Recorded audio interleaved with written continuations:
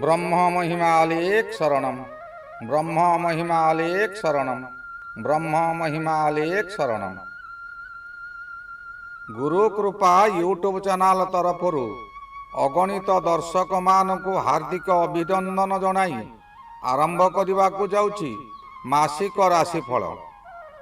एही राशिफल आरंभ करने पूर्वरु आपण मानकु मोर विशेष अनुरोध, जेउ माने प्रथम करी आमर यही गुरु कृपा यूट्यूब चैनल को आसुछंती सेमाने गोटिए सब्सक्राइब करंतु और पाखरे आसुथिबा बेल आइकन को दबाई दियंतु, जहा द्वारा कि आमर जेउ समय रे वीडियो अपलोड हेबो सर्वप्रथमे आपण मानक पाखरे पहुंची पारिबो। आपण मानकु आउ एक अनुरोध, जेउ मानकर विवाह रे विलंब हेउछि, बारंबार विवाह भांगी जाउछि किंबा चाकरी करबा को चाही इंटरव्यू देई इंटरव्यू रे फेल हेउछंती, चाकरी होई पारु नाही, परिवार मध्यरे स्वामी स्त्री मध्यरे झगड़ा सबु बेले रहुछि, सेमाने सेमानंकर जन्म तारीख, जन्म समय, जन्म स्थान एही निम्न रे दिया जाउथिबा मेल आईडी रे प्रेरण करंतु। आम्भे ताहा गणना करी आपनकु सठिक उपदेश बताई देबु। आसंतु एबे जानिबा 2026 मसिया मई मासरे मीन राशि मासिक राशिफल।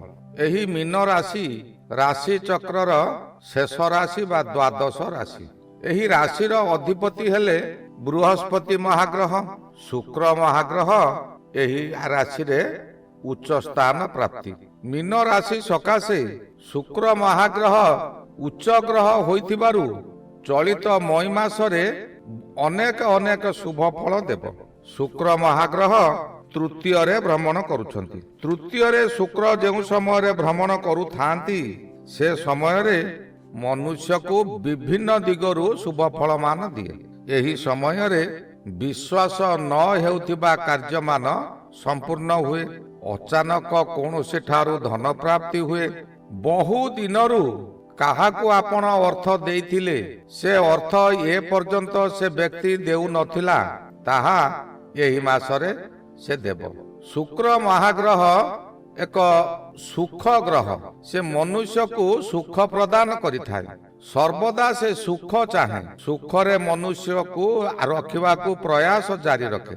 यही समय रे विवाहित पुरुष स्त्री माने परिवार रे एक मन एक प्राण होई चलिबे। जहा किछि पूर्वरु दुख जंत्रणा थिला से दुख जंत्रणा एबे सबु अपसरी जीव। जौन सुखरे आपण आनंद पाइबे। कौनसी पुत्र कन्या एमानंकर विवाह होई पारु नथिला, एही समय रे सेमानंकर मध्य विवाह होई जाई पारे। व्यवसाय क्षेत्र रे आपण जदि वस्त्र व्यवसाय किंबा सुना रूपा व्यवसाय करुछंती, से व्यवसाय चलित मासरे आशा ठारू अधिक व्यापार हेबो। जहा किछि आशा रखुथुले मोर एतिकी लाभ हेबो बोली, ताहा ठारू बहु गुण रे आपण लाभान्वित हेबे। शुक्र हेउची शौकिनी ग्रह। एही समय रे आपणकर शौकिनी द्रव्य बा मनोहरी द्रव्य व्यापार कले अधिक लाभवान हेबे। सर्वदा निजकु सजै रखिबे।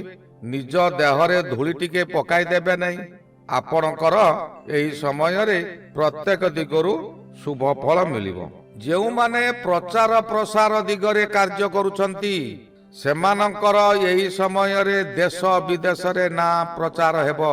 कौनसी ना कौनसी एक कार्य रे हठात सेमानंकर परिवर्तन होई उच्च को जिबे। भाग्य लक्ष्मी एही समय रे आपणक हाथ रे रहिबे।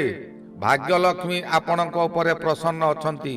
एही भाग्य लक्ष्मी प्रसन्न हेबा आपण जदि सत कर्म रे थिबे, तेबे भाग्य लक्ष्मी आपणको सहाय्य करिवो। आपण जदि असत मार्ग रे रहिबे, तेबे आपणको बर्बाद करिदेबो। जेउ माने चाकरी करिसंती, चाकरी क्षेत्र रे सेमाने उच्च प्रशंसित हेबे।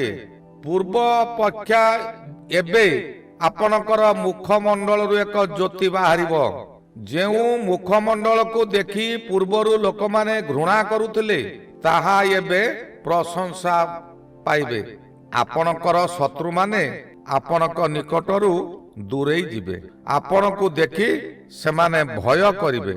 ଆପଣଙ୍କର ଚାଲିଚଳନ ସବୁ ପରିବର୍ତ୍ତନ ହୋଇଯିବ। ଏହି ପରିବର୍ତ୍ତନ ହେବା ଏକ ଶୁଭଙ୍କର ବିଷୟ, କିନ୍ତୁ ମନରେ ଯଦି ଗର୍ବ ଅହଙ୍କାର ଆଣିବେ ତେବେ ଶନି ମହାଗ୍ରହ ଜନ୍ମରେ ଅଛନ୍ତି ବା ସେଇ ମୀନ ରାଶିରେ ଅବସ୍ଥିତ ଅଛନ୍ତି।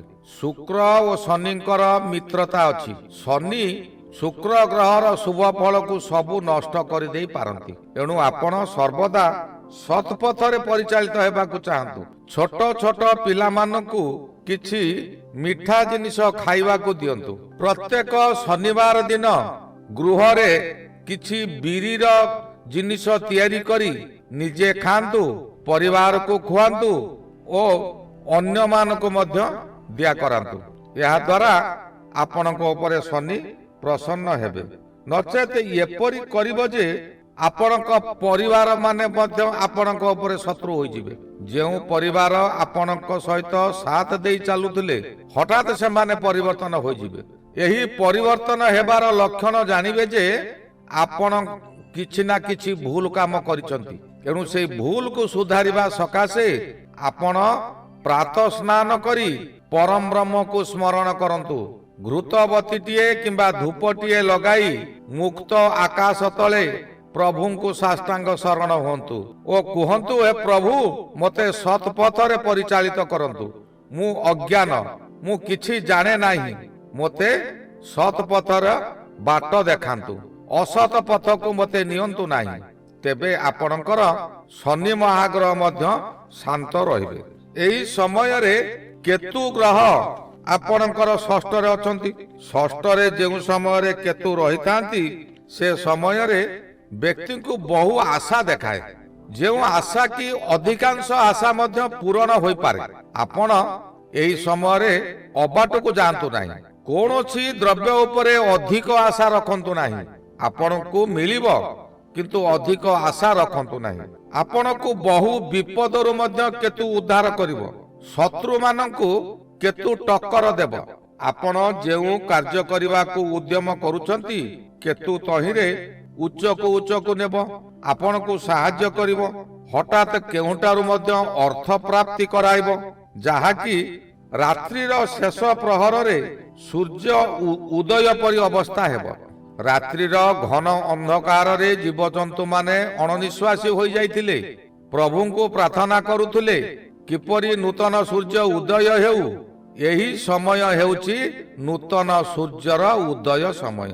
ଆପଣ ସତ୍ପଥରେ ରୁହନ୍ତୁ। ନୂତନ ସୂର୍ଯ୍ୟ ଆପଣଙ୍କ ସକାଶେ ଶୁଭମୟ ହେଉ।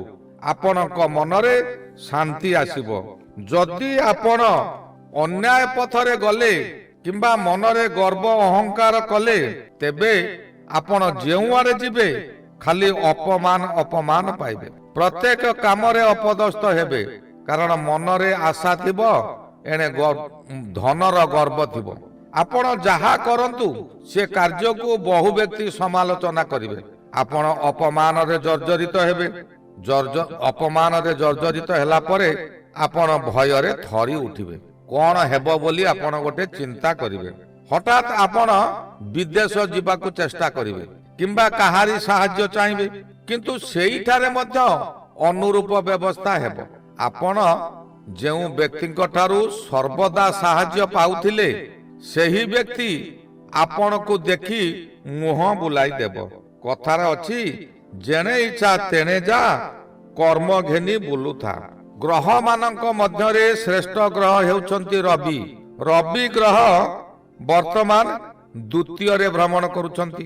ଏହା ଦ୍ୱିତୀୟରେ 15 ଡିଗ୍ରୀ ପାର ହୋଇଯାଇଛନ୍ତି। 15 ଡିଗ୍ରୀ ପାର ହୋଇଯିବା ପରେ ରବି ଶୁଭ ଫଳ ଦିଅନ୍ତି। ଦ୍ୱିତୀୟ ଘର ହେଲା ପରିବାର ଗୃହ।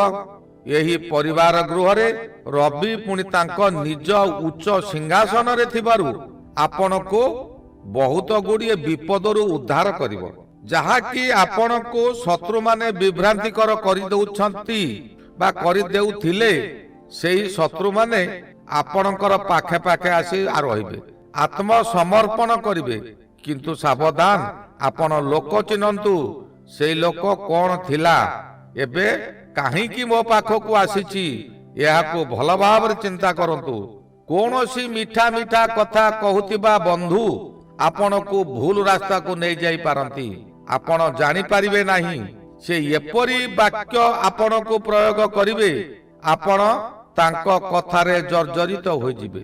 ଯେପରି ଗୋଟିଏ ବ୍ୟକ୍ତି ନଦୀରେ ଭାସି ଯାଉଥିବା ସମୟରେ ଶୁଖିଲା କାଠ କିମ୍ବା ଶୁଖିଲା କୁଟା ଖଣ୍ଡିଏ ଯଦି ନଦୀରେ ଭାସି ଯାଉଥାଏ, ଜୀବନ ବିକଳରେ ତାହାକୁ ଜାବୁଡ଼ି ଧରେ, ମୁଁ କିପରି ଏଥିରୁ ମୁକ୍ତି ପାଇବି, ସେହିପରି ଆପଣ ସେ ବ୍ୟକ୍ତିକୁ ବିଶ୍ୱାସ କରିଯିବେ, ଯାହାକି ସେ ବ୍ୟକ୍ତି ଶେଷରେ ଆପଣଙ୍କର ଭାତ ହାଣ୍ଡି ମଧ୍ୟ ଭାଙ୍ଗି ଦେଇପାରେ। ଯଦି ଆପଣ ସତର୍କ ରହିଥିବେ, ତେବେ ମାସର 15 ତାରିଖ ଠାରୁ ରବି ତୃତୀୟକୁ ଯାଇ ଆପଣଙ୍କର ଶକ୍ତି ବୃଦ୍ଧି କରାଇବ। ତୃତୀୟ ରବି ବରଦାନ ସଦୃଶ ଫଳ ଦିଏ, କିନ୍ତୁ ଏହି ଫଳ ଆପଣଙ୍କର ଧୈର୍ଯ୍ୟ ଉପରେ ନିର୍ଭର କରେ।